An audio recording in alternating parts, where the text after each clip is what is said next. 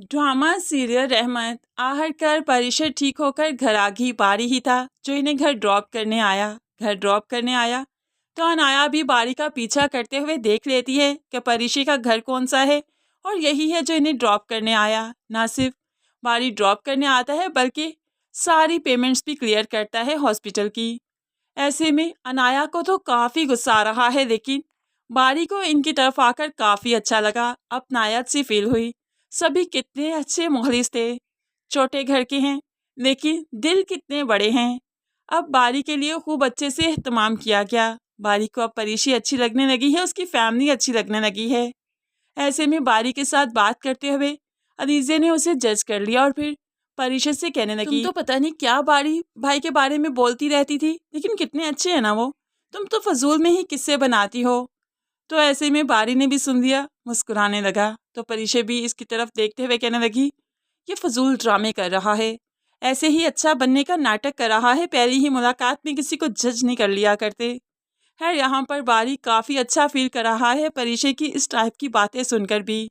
यहाँ से निकला तो अब ऑफिस जाना था, क्योंकि ऑफिस में बहुत सारे काम पेंडिंग थे। तो अनाया जो कि बारी की ताक में ही वहीं पर खड़ी थी, वो भी अब ऑफिस में बारी के पीछे आ गई और यहाँ पर आकर उसे परिषद के ताने देने लगी, जिस पर बारी अब जिद होने लगा है, वो अनाया से तंग पड़ने लगा है। तो ऐसे में अनाया कैसे सोच सकती है कि बारी इससे मोहब्बत करेगा, उससे शादी करेगा। इस तरह से धौंस जमाकर मोहब्बतें हासिल नहीं की जा सकती है। यहाँ पर काफ़ी ज़्यादा वावेला किया अनाया ने, और उसके बाद शाम के वक्त जब बारी घर आया तो उसके घर भी पहुँच गई और यहाँ पर भी वही परिषद की बातें स्टार्ट कर दी। जबकि बारी कह भी रहा है कि उसने उसकी जान बचाई थी, इसलिए इंसानियत की खातिर वो घर छोड़ने गया था। लेकिन अनाया किसी भी बात को समझने को तैयार ही नहीं, बल्कि धौंस जमाते हुए कह दिया, ठीक है, अगर सिर्फ घर ही छोड़ने गया था, कोई ताल्लुक नहीं, तो इससे कहिए इसी संडे मुझसे मंगनी करे। क्या करेगा ये मुझसे मंगनी?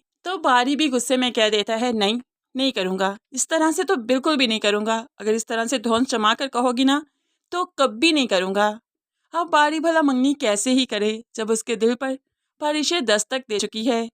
ऐसे में माँ और भाई भी अनाया को ही कसूरवार ठहराते हैं कि इतनी बदतमीजी की तुमने, भला वो अभी मंगनी कैसे करेगा, कुछ उसके साथ अच्छा बॉन्ड बनाओ, उसके बाद ही वो तैयार होगा।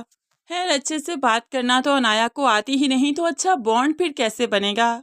अनाया के तो जूते की नोक पर, वो तो सबको ऐसे रौब में रखना चाहती है, ऐसे दबदबे के जरिए ही वो ये मंगनी करना चाहती है, शादी करना चाहती है, और बारी इस तरह की लड़की नहीं चाहता। तभी तो वो अनाया को रिजेक्ट कर देगा और मिनाल और रहील का रिश्ता इस सब में डिस्टर्ब तो ज़रूर हो जाएगा, लेकिन फिर टूटेगा नहीं।